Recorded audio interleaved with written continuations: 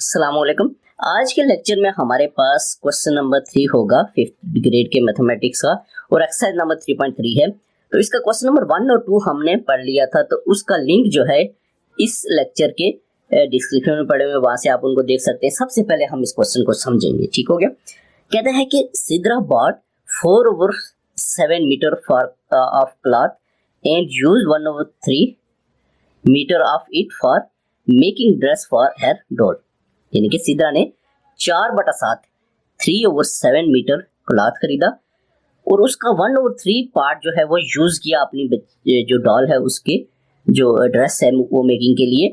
कहता है how much cloth left with her. तो इट्स मीन कि इसको हम डिवाइड करेंगे, यानी कि इसमें से ये निकालेंगे ना, ठीक है। तो यानी कि आपके पास आ जाएगा ये 4/7, तो डिवाइडेड बाय आपके पास आ जाएगा,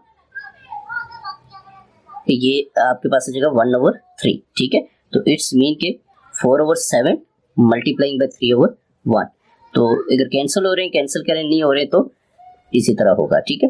तो ये देखें 4 × 3 12 आ जाएगा, डिवाइड बाय 7 × 1 7। तो ये देखें ये डिवाइड हो रहा है, ठीक है। तो 7 का टेबल 12 पे ले जाएंगे तो 1 टाइम जाएगा 7 और ये 12 में से 7 5।